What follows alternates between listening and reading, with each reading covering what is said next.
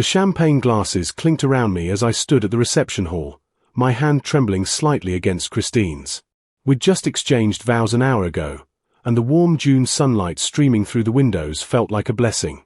My bride looked stunning in her ivory dress, her dark skin glowing with happiness.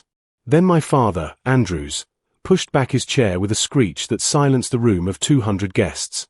"Before we toast the happy couple," he announced, his voice dripping with contempt, "I need to say something." My mother, Catherine, grabbed his arm, but he shrugged her off.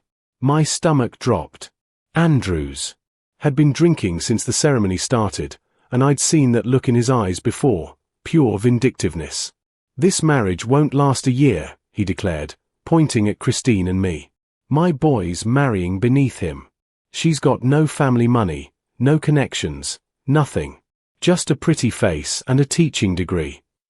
Gasps rippled through the crowd. Christine's grip on my hand tightened, her nails digging into my palm. Her mother, Gloria, stood up, face red with fury, but I raised my free hand. "Dad, sit down," I said quietly, my voice somehow steady despite the rage building in my chest. He laughed, that cold, dismissive sound I'd heard my entire childhood whenever I disagreed with him.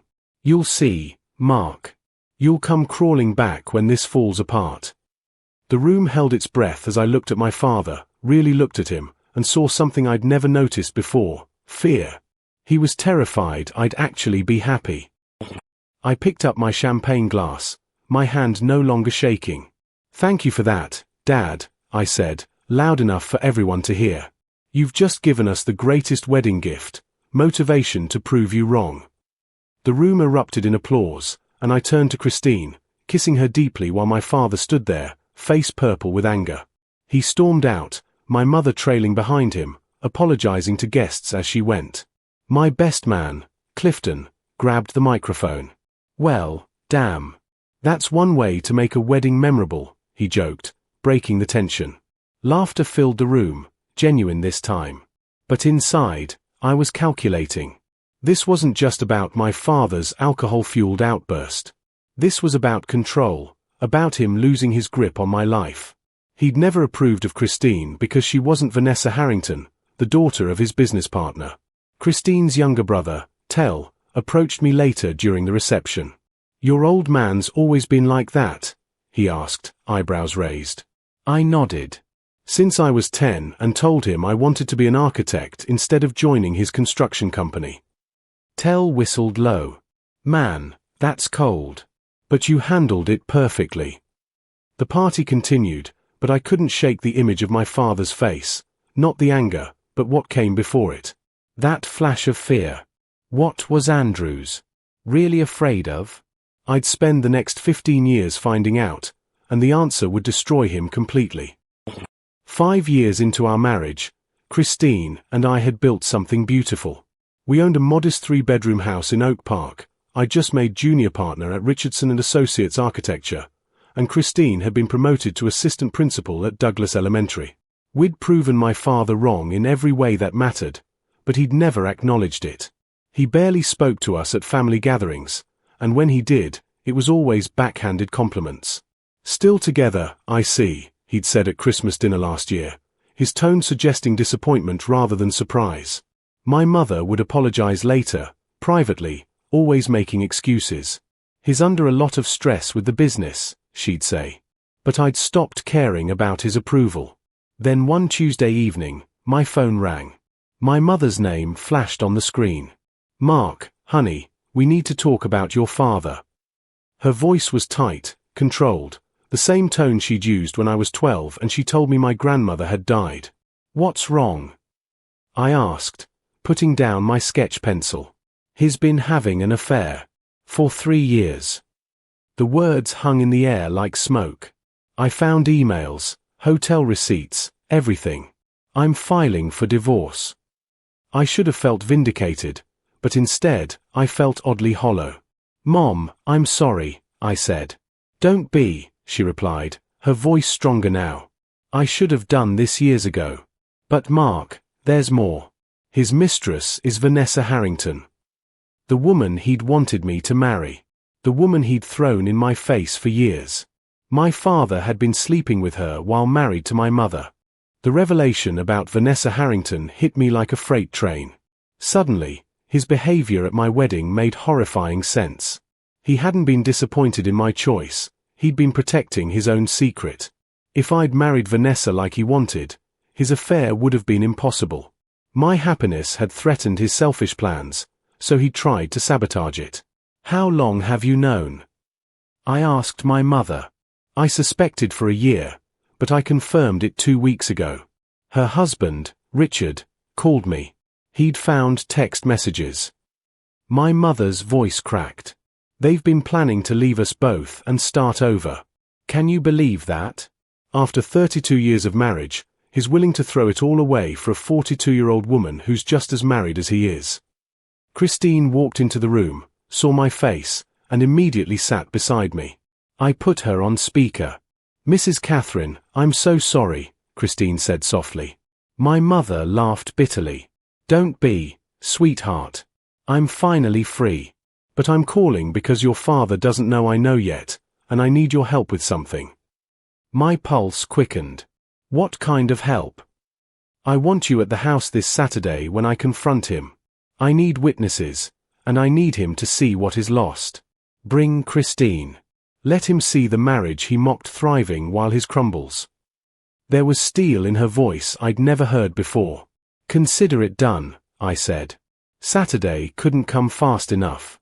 I had no idea this was just the beginning of my father's spectacular downfall. That Saturday morning, Christine and I pulled up to my childhood home, a massive colonial in Kenwood with its perfectly manicured lawn and circular driveway. My father's black Mercedes sat next to my mother's silver Lexus. "You ready for this?" Christine asked, squeezing my hand. I nodded, though my heart pounded against my ribs. We'd barely reached the front door when my mother opened it, dressed immaculately in a navy pantsuit, her makeup flawless. She looked like she was going to war. "He's in his office," she said, her voice calm. "Doesn't suspect a thing." We followed her through the house I'd grown up in, past family photos that now seemed like lies. My mother knocked once, then opened the door without waiting for a response. My father sat behind his mahogany desk, phone pressed to his ear. "I'll call you back," he said quickly, seeing us. His eyes narrowed. "What's this about, Catherine?" "I know about Vanessa," my mother said simply. The color drained from his face. "I don't know what." "Don't," she cut him off. "Richard Harrington and I had a very enlightening conversation. 3 years, Mark. 3 years you've been lying to my face." She threw a manila folder onto his desk. "Those are divorce papers. I'm taking half of everything, including the business." My father's eyes widened. "You can't. I can, and I will. My lawyer assures me Illinois is very generous to betrayed spouses." Then she turned to me. "Now tell your son why you really wanted him to marry Vanessa." My father's face went from pale to crimson in seconds. "Catherine, we should discuss this privately," he stammered, but my mother held up her hand. "No more privacy. No more secrets. Tell him." The silence stretched like taffy until finally, my father slumped in his chair. "The Harrington merger," he muttered. "What?" I stepped closer to the desk. 7 years ago, Richard Harrington proposed merging our companies. The deal was worth $40 million, but he wanted family ties to seal it. "He suggested you marry Vanessa." My stomach churned. "So you tried to prostitute me for a business deal?"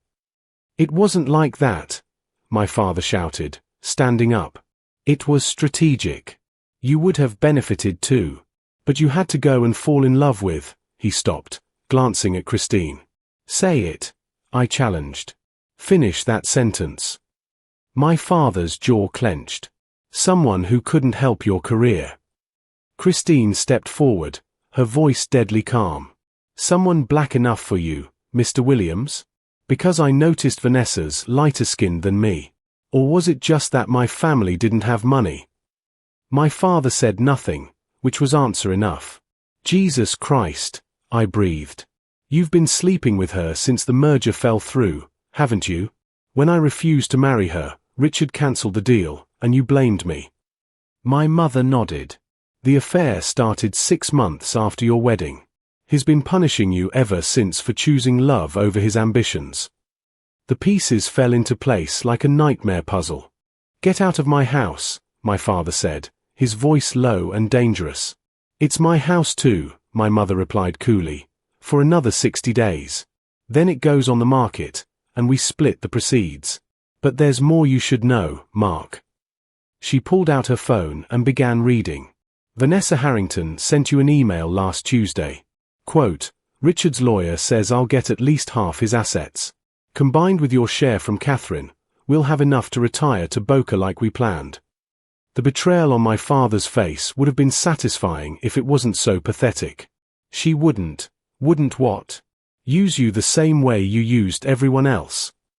My mother's laugh was sharp. Richard's already frozen their joint accounts. Vanessa's been cheating on him with you, and cheating on you with someone else. A tennis instructor named Miguel, 28 years old. I watched my father crumble in real time. His hands shook as he grabbed the desk edge. That's not possible, he whispered. Oh, it's very possible, my mother continued. I've had a private investigator following you both for 3 weeks. The photos are very enlightening. Should I show them? She held up her phone, and my father flinched. Christine grabbed my hand. We should go, she whispered, but I shook my head. I needed to see this through. How does it feel, Dad? I asked. Being the one who's not enough. The divorce took 8 months and gutted my father financially and socially. The African American business community in Chicago is tight-knit, and word spread quickly about his affair with Vanessa Harrington. Richard Harrington made sure everyone knew the details, destroying both their reputations. My father's construction company lost 3 major contracts when partners quietly backed out. Meanwhile, Christine and I thrived. We'd just celebrated our 10th anniversary when I got promoted to senior partner, and Christine became principal of her school. We barely spoke to my father during those years. He'd show up at family functions, looking smaller each time, his face gaunt and aged beyond his 62 years. My mother, conversely, had blossomed. She'd started dating a retired judge named Howard, bought a condo downtown, and seemed genuinely happy for the first time in decades. Then came the call that changed everything. It was Clifton, my best man, who now worked in commercial real estate.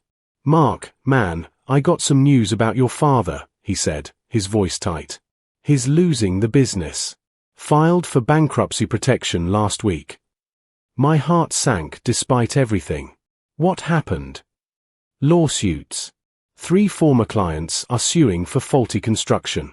Turns out he'd been cutting corners for years, pocketing the difference. It's finally catching up with him. I thought about karma, about chickens coming home to roost. I thought about that smug look on his face at my wedding when he predicted my failure. 15 years to the day after my wedding, Christine and I were preparing for our anniversary dinner when someone knocked on our door. I opened it to find my father standing there, looking nothing like the proud, arrogant man who'd humiliated me. He'd lost weight, his expensive suit hung loose on his frame, and his eyes were hollow. Can I come in? He asked quietly. Against my better judgment, I stepped aside. Christine appeared from the kitchen, her expression unreadable. Mr. Williams, she said coolly. Mrs. Williams, he replied, and I noticed his hands trembling. What do you want, Dad? I asked, not bothering to hide my impatience. We had reservations at 7. I need help, he said, the words seeming to physically pain him. The bankruptcy, I'm losing everything. The house sold last week for less than the mortgage. I have nowhere to go. He paused, swallowing hard. Your mother won't return my calls. Neither will your sister. My sister, Shanice, had cut him off completely after learning he'd borrowed $50,000 from her college fund for his affair with Vanessa. So you come here, I said slowly, to the marriage you said wouldn't last a year, begging for help from the woman you said I married beneath me. My father's face crumpled. I was wrong. About everything. Mark, please what? Christine interrupted, her voice sharp. Please let you move in? Please bail you out? Please forgive 15 years of disrespect and cruelty. My father collapsed onto our couch, and for the first time in my life, I saw him cry. Not the angry tears of a frustrated man, but the broken sobs of someone who'd lost everything. I have $300 to my name, he said between gasps. My lawyer took the rest. The IRS is investigating me for tax fraud. Vanessa won't answer my calls. She married Miguel 6 months ago. I have nothing. I should have felt vindicated. This was the man who'd tried to destroy my happiness, who'd valued money over family, who'd never once apologized for humiliating me on the most important day of my life. But looking at him now, I just felt tired. Why us? I asked. Why not your brother? Your friends? Uncle Raymond said I made my bed, my father admitted. And I don't have friends anymore. Everyone knows what I did. The business community blacklisted me. Nobody will even return my calls. He looked up at me with red-rimmed eyes.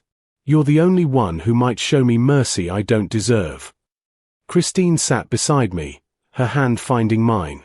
We'd talked about this possibility, about what we'd do if my father ever came asking for help. We'd built our life on different values than his, on compassion, integrity, and forgiveness. But forgiveness didn't mean being a doormat. Give us a minute, I said, standing. Christine and I walked into the kitchen, leaving my father alone with his shame. In the privacy of our kitchen, Christine spoke first. I know what you're thinking, she said, and I'll support whatever you decide. But Mark, he hasn't actually apologized. He's sorry he got caught, sorry he's broke, but is he sorry for what he did to us? She was right. As usual. My wife had a gift for seeing through bullshit. We returned to the living room. My father looked up hopefully, desperately. Dad, I need to hear you say it, I told him. Say what? That you were wrong. Specifically wrong. About Christine, about our marriage, about everything you said that day. He nodded quickly. I was wrong. No, Christine interrupted. Not good enough. Tell us exactly what you regret. My father took a shaky breath. I was wrong to humiliate you at your wedding. Wrong to treat Christine like she wasn't good enough. Wrong to prioritize money over my family. Wrong to have an affair, to lie to your mother for years, to try to manipulate your life for a business deal. His voice broke. I was wrong about everything that mattered. You built something real while I destroyed everything I touched.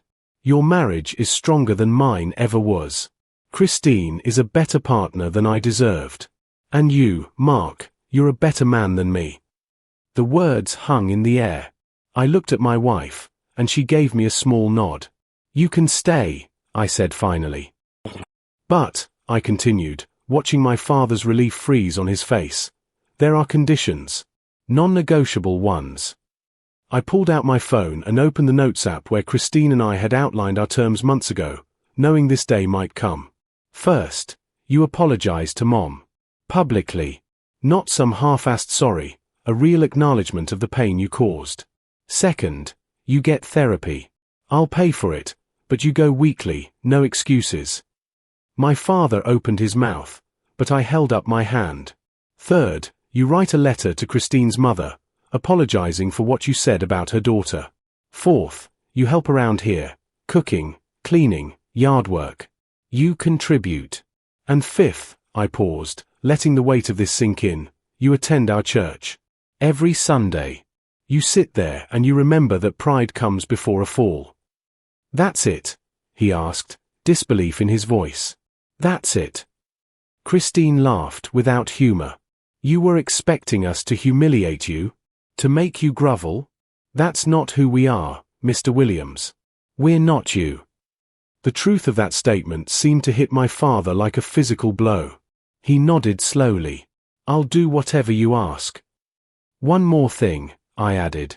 Every year on our anniversary, you stand up and make a toast. A real one. Celebrating our marriage, acknowledging you were wrong. Can you do that? My father looked at me with something like wonder. You want me at your celebrations? I want you to witness what real love looks like, I said quietly. 2 months later, I stood in our backyard watching my father work on the garden beds Christine had wanted installed. He was seeing his therapist, Dr. Morrison, twice a week now, and the change was visible. He'd started to put weight back on, his hands had stopped shaking, and there was something different in his eyes. Humility, maybe, or the beginnings of wisdom earned through suffering and loss. My mother came to dinner occasionally, though she'd never forgive him completely. That was okay. Some bridges, once burned, stay ashes. But she'd found peace, and watching her laugh with Howard while my father pulled weeds was its own kind of poetry. Shanice had even visited last week, though she'd barely spoken to him. Baby steps. That evening, as we prepared for a small anniversary gathering, 15 years and still going strong, my father approached me. I wrote something, he said, holding out a folded paper. For the toast tonight. I want you to read it first, make sure it's right. I unfolded it and read his words, written in shaky handwriting, an acknowledgement of his failures, a celebration of our marriage, and a promise to spend whatever time he had left trying to be the father and grandfather he should have been. It's good, Dad, I said, handing it back. As our guests arrived and champagne glasses were filled, my father stood, his hand steady for once, and delivered the toast he should have given 15 years ago. And as Christine kissed me, her hand resting on her pregnant belly, our first child due in 4 months, I realized something profound. I'd won not by becoming him, but by refusing to. That was the sweetest victory of all.